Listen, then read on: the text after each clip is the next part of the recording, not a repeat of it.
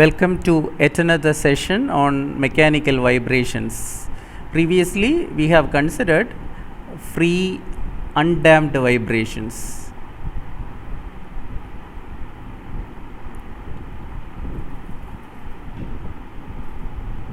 There is no damping in the system. Such a system is conservative one, in which the total energy is constant and there is no change in the amplitude of vibration. Vibrations in the amplitude മാറുന്നില്ല.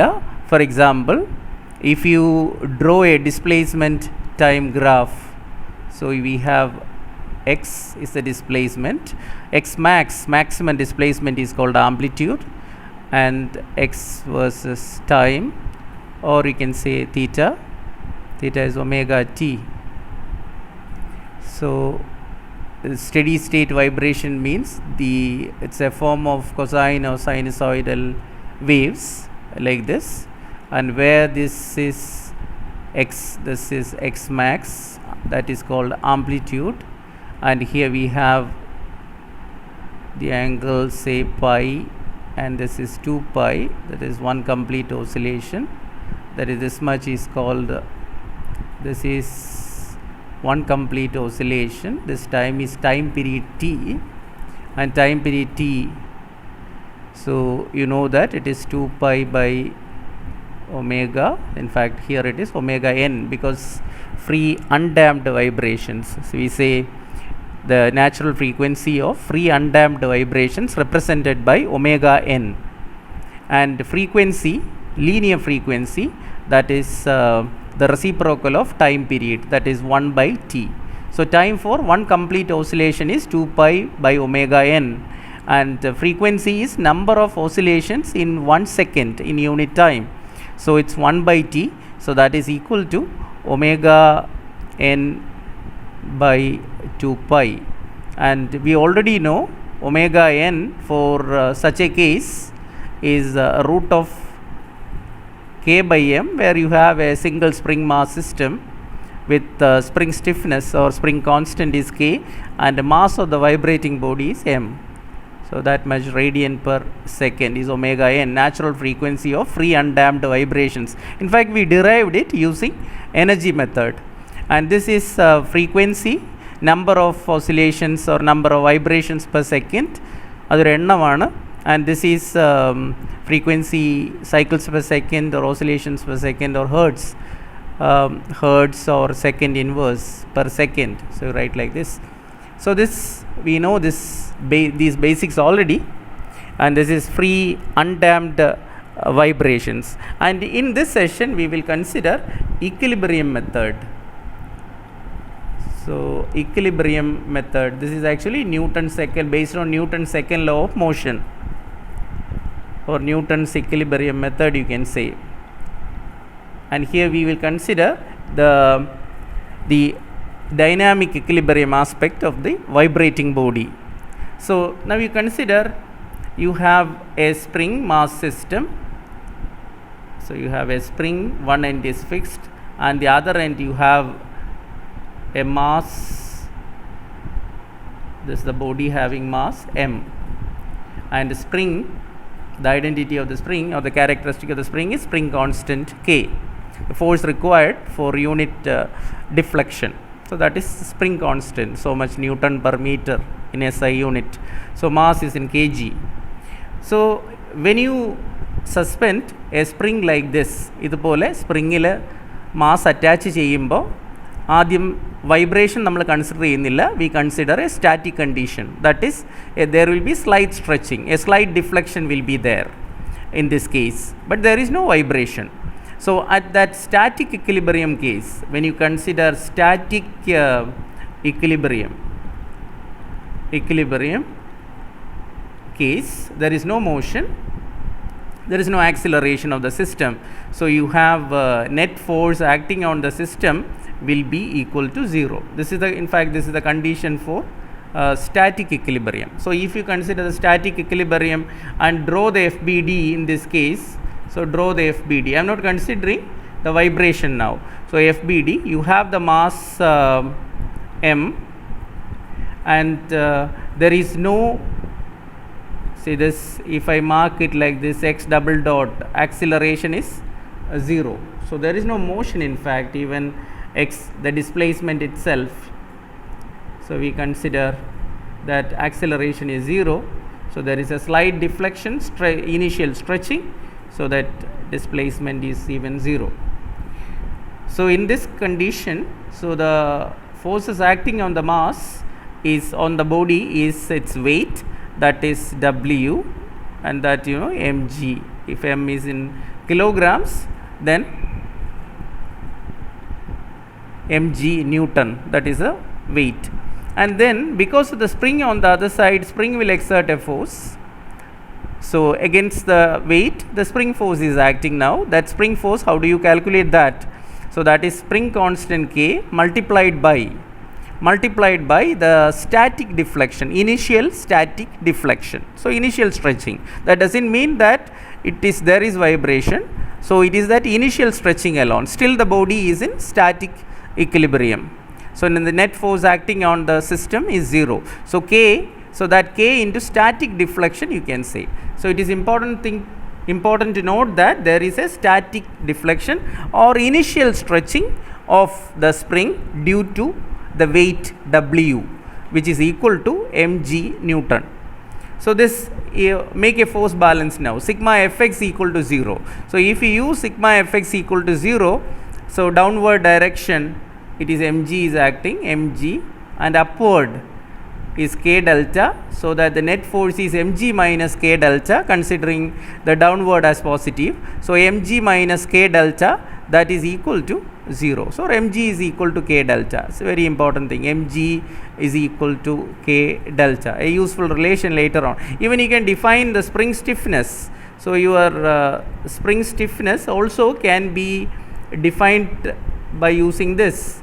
That is, your K is equal to, what is that, mg divided by delta. What is the delta? Delta is static deflection.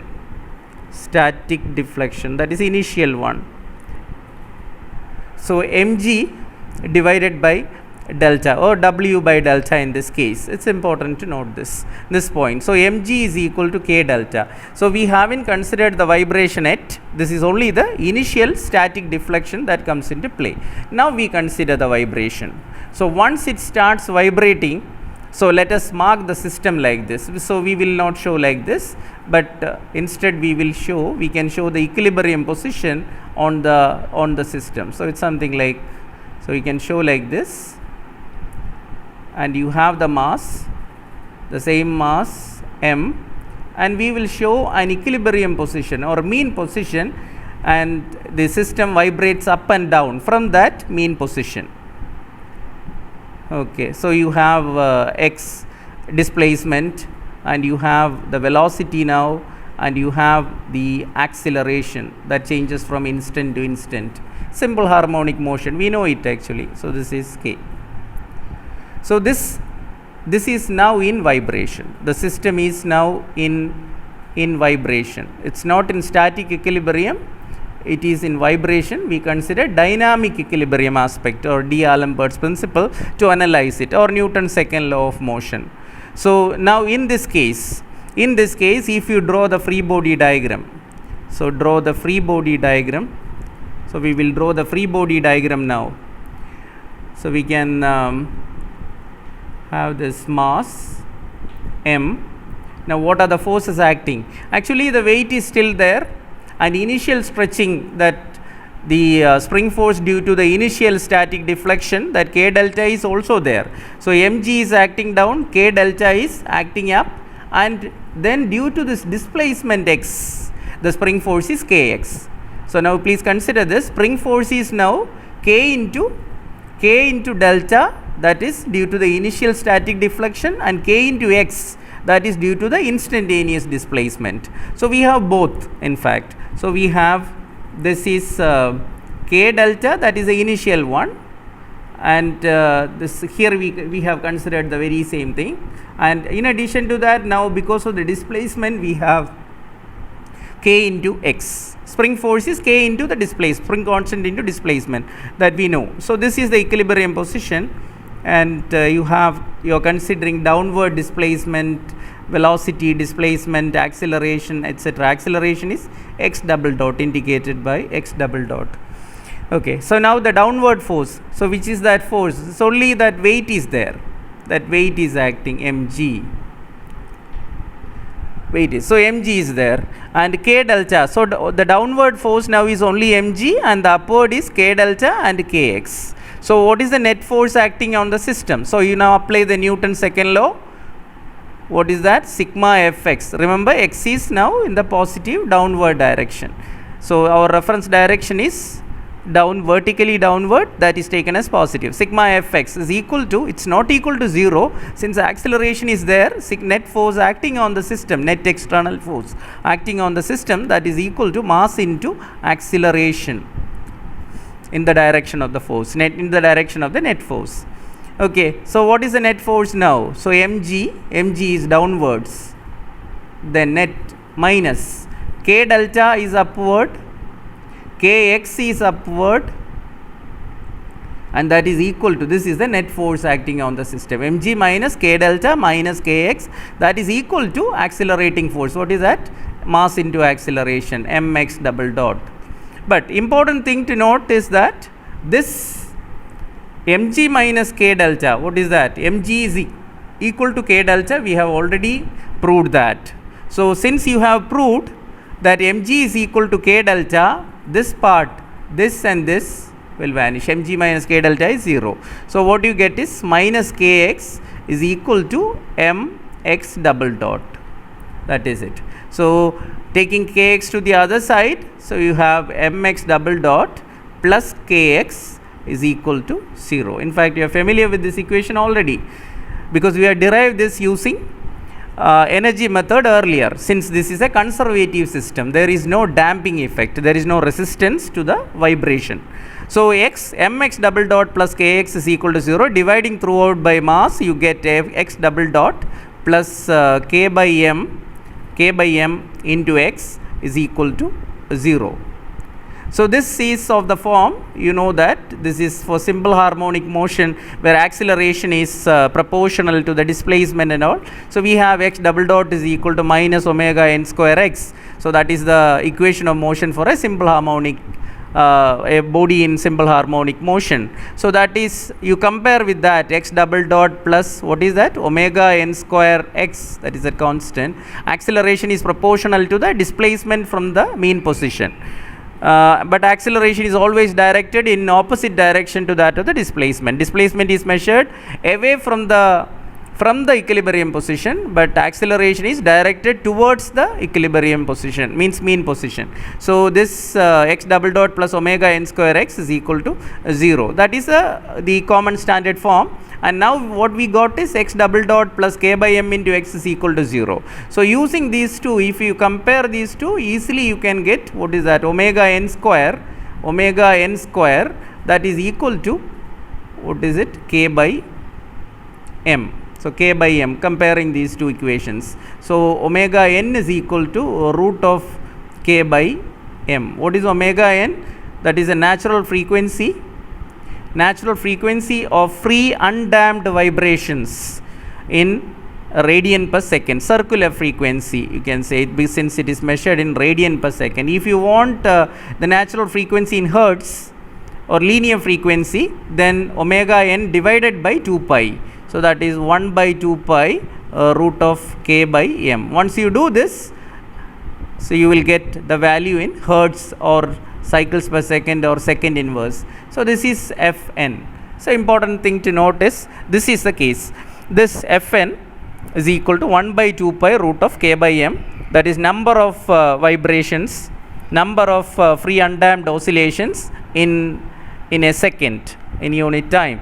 So we will do one thing. Usually this here you have mg is equal to k delta. So while drawing the free body diagram, we will not complicate the things. You can even neglect mg and k delta, because ultimately mg and k delta are going to be cancelled. So therefore, usually when you draw FBD for this dynamic simple system, what you can do is, you can draw the mass m and equilibrium position you can show, and show this what is displacement, acceleration and so on, acceleration and all symbolically, and then you have the force acting on the only one force that is acting is what is that, k into x. What happened to mg and k delta? Because even if you represent them here, mg downward and k delta upward, they will be cancelled. So it is usually free body diagram is represented in this manner.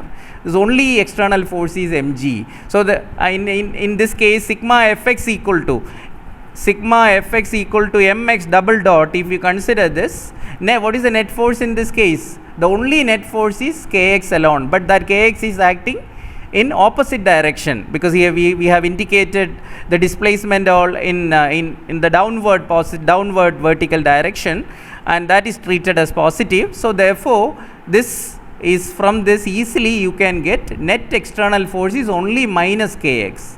So minus kx is equal to mx double dot, because that means we are getting this expression after cancelling out mg minus k delta.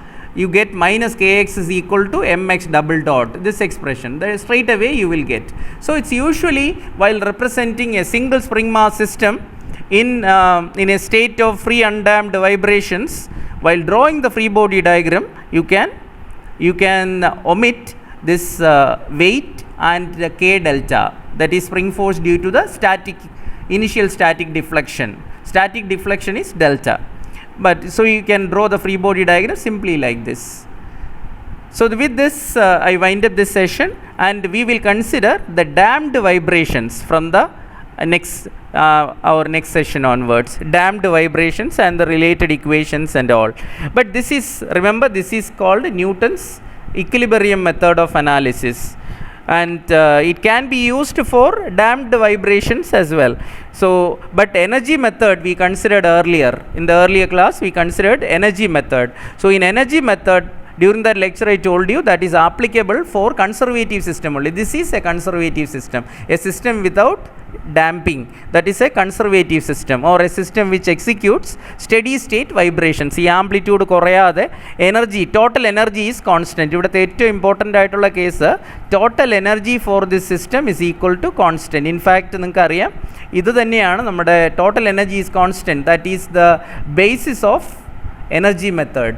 Kinetic energy plus potential energy or elastic strain energy is equal to constant, and its derivative is 0, and then we arrive at the natural frequency and all. That is called energy method. Energy method is applicable for conservative systems only, where total energy is constant.